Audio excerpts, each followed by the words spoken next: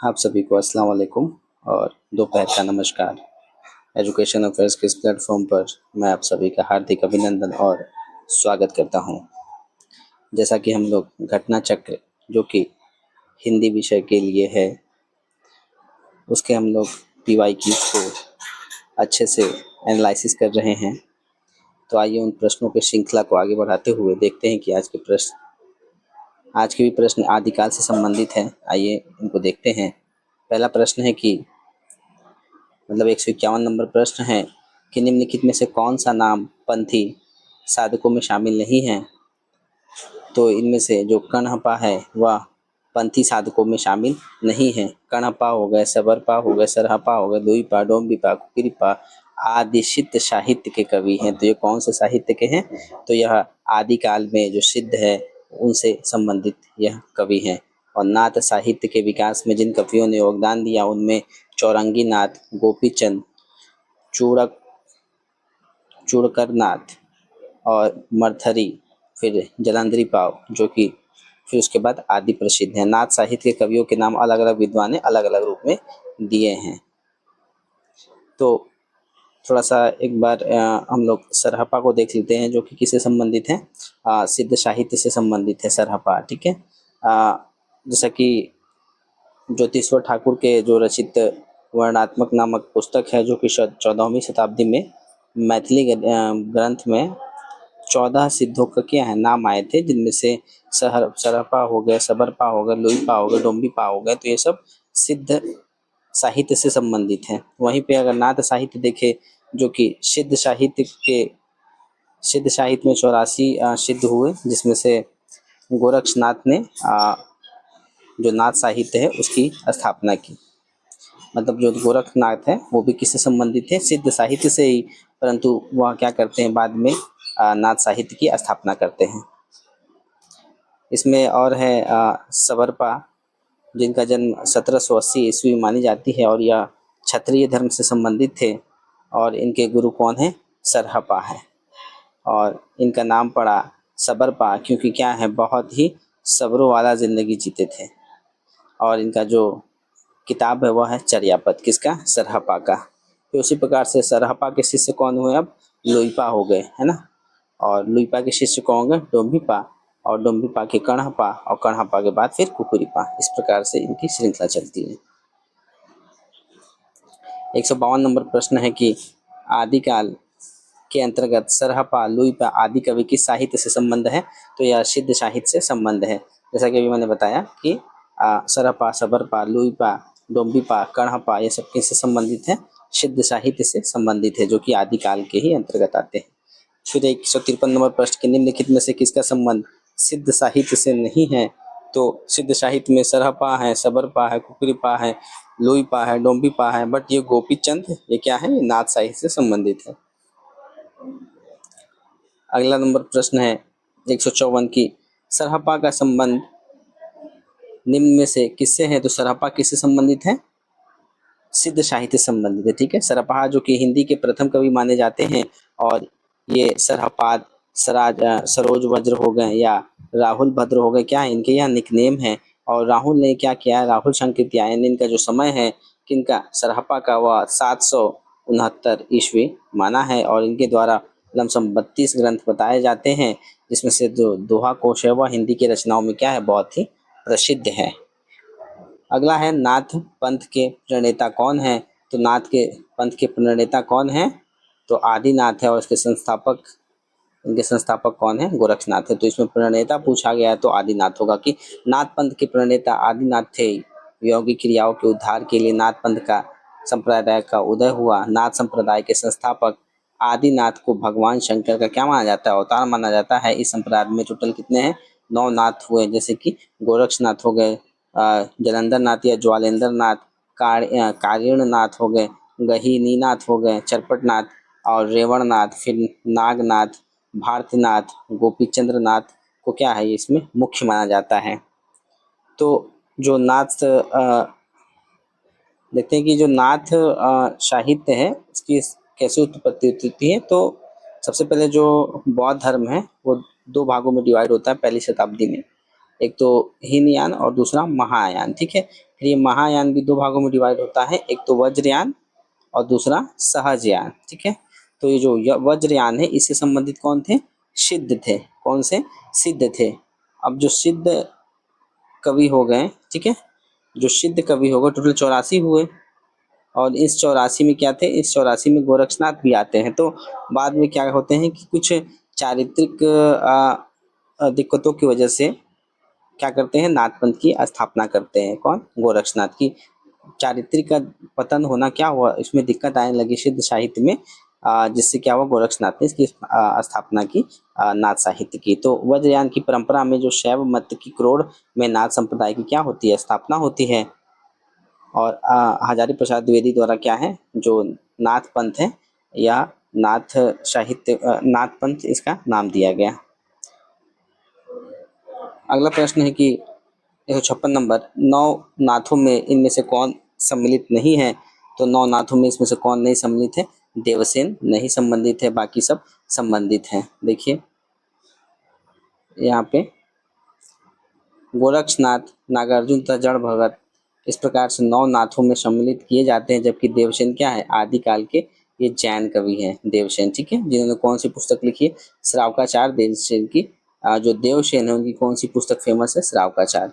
और देखिए यहाँ पे जो 9 नाथ अलग अलग कवियों ने अलग अलग 9 नाथों को बताया है। तो इसमें से जो राम कुमार वर्मा के अनुसार है, आदिनाथ, मत्स्येंद्रनाथ या मच्छेंद्रनाथ, गोरक्षनाथ, गहिड़ीनाथ, चरपटनाथ, चौरंगीनाथ, ज्वालेंद्रनाथ, भर्तृहरि और गोपीचंद्रनाथ। उसी प्रकार से जो गोरक्ष सिद्धांत संग्रह के अनुसार कौन से 9 नाथ हैं? नागार्जुन, जड़ भगत, जड़ भरत, हरिश्चंद्र, सत्यनाथ, भीमनाथ, गोरक्षनाथ, चरपट, जलंधर और मलयार्जुन। तो इस प्रकार से जो गोरक्ष सिद्धांत है उस पुस्तक के अनुसार 9 नाथ यहाँ पे ये माने जाते हैं। देखिए यहाँ पे जो शिष्य परंपरा है थोड़ा उसको भी देख लेते हैं एक बार, कि जो जलंधर नाथ है, ठीक है, जलंधर नाथ ही कौन है? जो बालनाथ है उन्हीं का नाम क्या है? जलंधर नाथ है। और जो बालनाथ का टीला जो कि पंजाब में स्थित है, वो बालनाथ योगी के नाम पर ही है। तो ये जलंधर नाथ ही है। तो जो जलंधर नाथ हो गए, फिर जलंधर नाथ के बाद जो इनके शिष्य हैं वो मच्छेंद्र नाथ होते हैं। कौन? मच्छेंद्र नाथ। फिर मच्छेंद्र नाथ के शिष्य कौन हुए? गोरक्षनाथ हो गए। ये क्या है? शिष्य परंपरा है कि गोरक्षनाथ के शिष्य मच्छेंद्र नाथ, और मच्छेंद्र नाथ के शिष्य कौन है? सॉरी, जलंधर नाथ के जो शिष्य हैं वो मच्छेंद्र नाथ, और मच्छेंद्र नाथ के शिष्य कौन है? गोरक्षनाथ।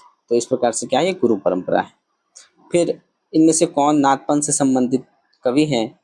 तो इनमें से जो संबंधित कवि हैं वो नागार्जुन है और जड़ भरत दोनों है। देखिए यहाँ पे लिखा गया था ऊपर जो गोरक्ष सिद्धांत के अनुसार कि नागार्जुन, जड़ भगत, हरिश्चंद्र, सत्यनाथ, भीमनाथ, गोरक्षनाथ, चरपट, जलंधर, मलयार्जुन। तो इसमें जो भट्ट के इसमें से क्या है? 2 कवि संबंधित है। तो ऊपर में से एक से अधिक इसका उत्तर हो जाएगा। 158 नंबर प्रश्न है कि नाथों की संख्या कितनी मानी गई है? तो नाथों की जो संख्या है वह 9 मानी गई है, जिसमें से अगर गोरक्ष सिद्धांत के अनुसार देखें तो नागार्जुन हो गए, जड़ भरत हो गए, हरिश्चंद्र हो गए, सत्यनाथ, फिर भीमनाथ, फिर गोरक्षनाथ, फिर चरपट, फिर जलंधर और उसके बाद मलयार्जुन। तो इस प्रकार से 9 है। और यहाँ पे जो 84 दिया गया है, ये 84 कौन है?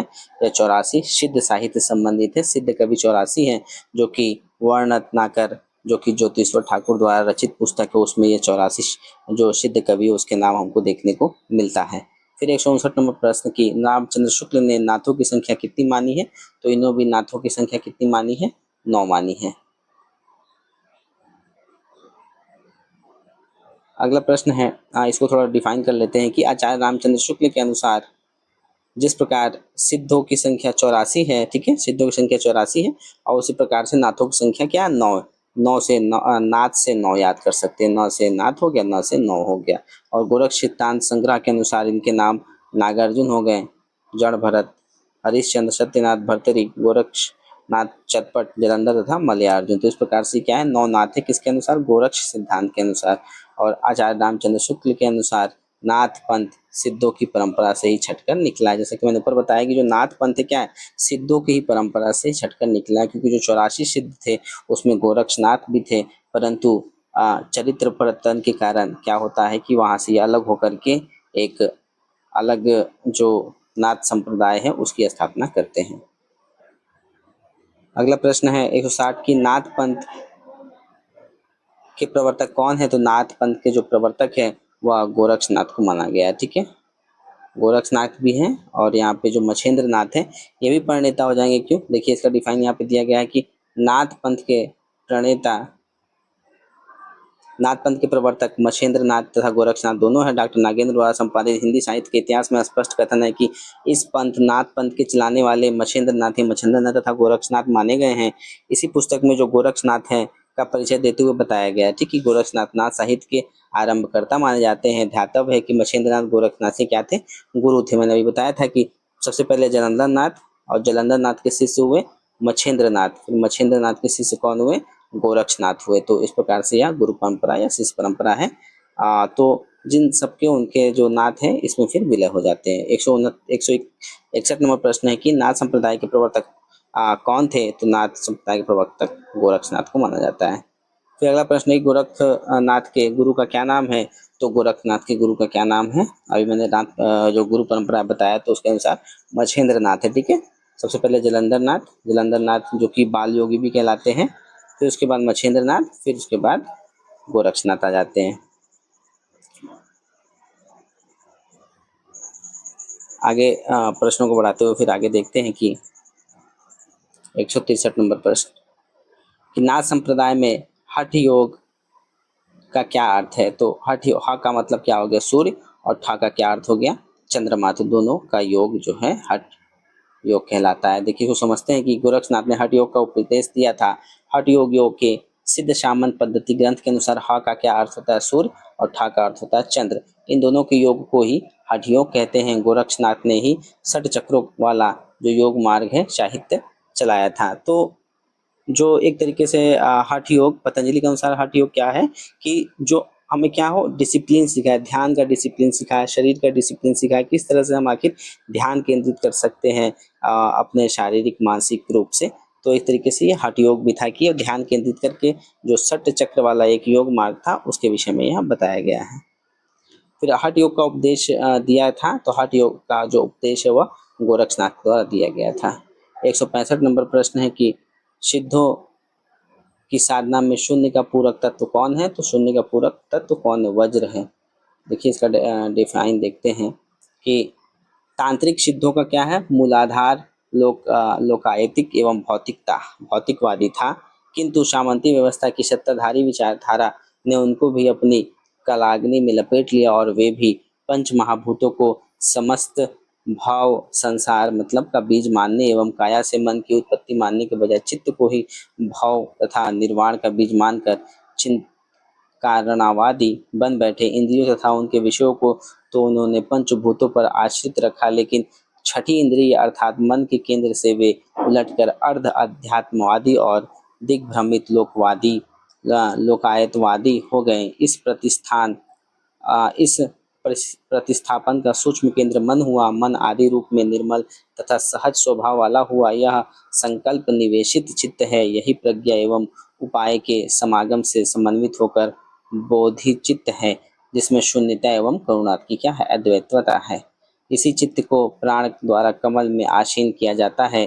तब यह वज्र रूप क्या होता है? में यह वज्र रूप हो जाता है।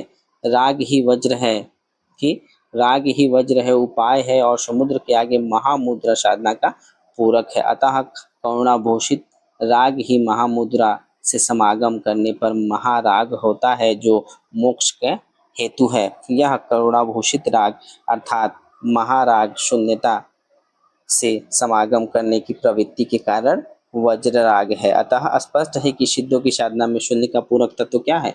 वज्र है। फिर अगला प्रश्न है 166 की सिद्ध कवियों द्वारा प्रयुक्त भाषा को क्या कहा गया है? तो छंदा भाषा कहा गया है। कि सिद्ध कवियों के द्वारा प्रयोग भाषा को हम लोग छंदा या छंदिया भाषा कहा जाता है। इन्होंने छंदा भाषा शैली में रचनाएं की है। छंदा भाषा वस्तुतः अंतर साधनात्मक अनुभूतियों का संकेत करने वाले प्रतीक भाषा है। इस भाषा का उपयोग नाथों ने भी किया है। ठीक, फिर 167 नंबर प्रश्न है कि निम्नलिखित में सिद्ध साहित्य के विषय में कौन सा कथन सही नहीं है? तो कौन सा गलत है इसमें वो देखना है। तो सबसे पहले सिद्ध साहित्य का झुकाव सहज साधना की ओर था, सही है। सिद्ध साहित्य के प्रथम कवि जो है सरहपा को माना गया है, फिर उसके बाद सबरपा, लुईपा, डोम्बिपा, इस प्रकार से। और तीसरा है इसमें कि सिद्ध साहित्य की रचना चर्यापदों तथा दोहों में हुई है, ठीक है, कि जो सिद्ध साहित्य जितने भी लिखे गए वह चर्यापदों और दोहों में ही लिखे गए हैं।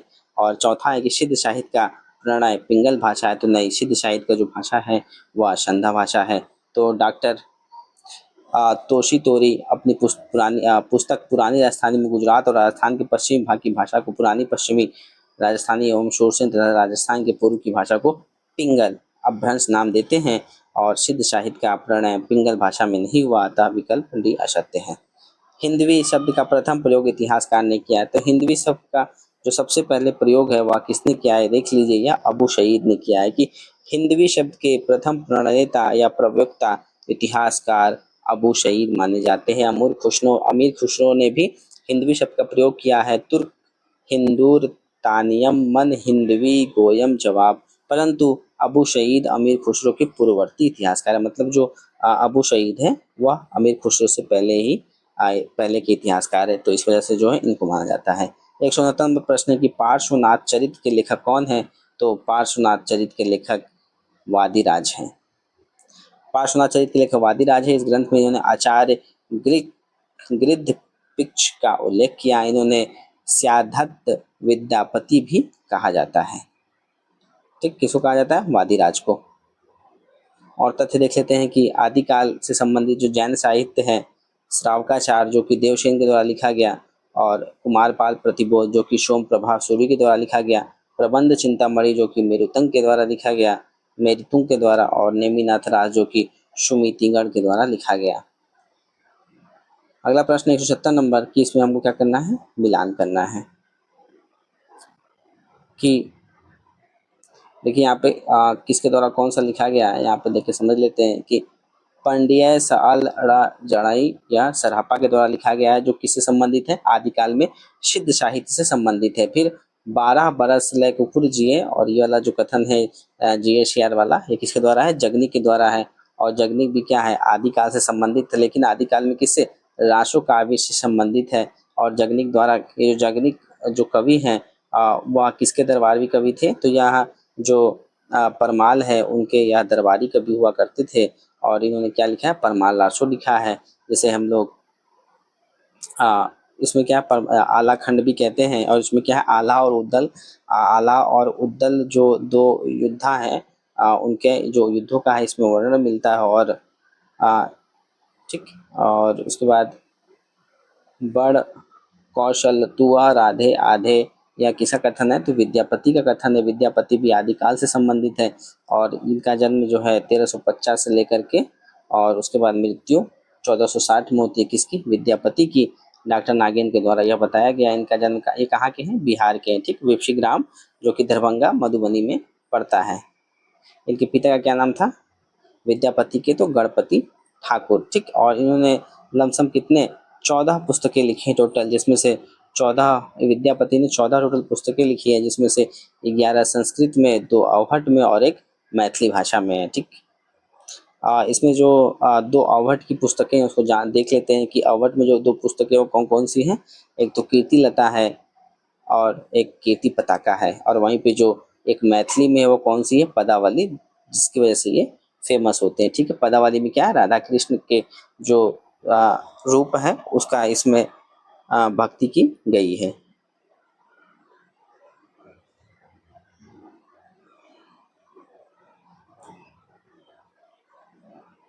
अगला प्रश्न है कि निर्भय भीम, इसमें एक और आगे भी है, सॉरी, जाति ओछा पाती हमारा, यह किसके द्वारा रचित है, तो यह रायदास से संबंधित है। और रायदास जी कौन है, जिसको हम लोग रायदास को ही रविदास कहते हैं, जो कि किससे संबंधित है, ये भक्ति काल से संबंधित है। भक्ति काल में भी किससे, संत काव्यधारा से। भक्ति काल भी 2 भागों में विभाजित था, जो कि संत काव्यधारा और सूफी काव्यधारा है ना। तो इसमें जो संत काव्यधारा है उससे संबंधित कौन है, रायदास है, जो कि रविदास कहलाते हैं। इनका जन्म कहाँ होता है, काशी में। और ये कौन से जाति से होते हैं, चमार जाति से होते हैं।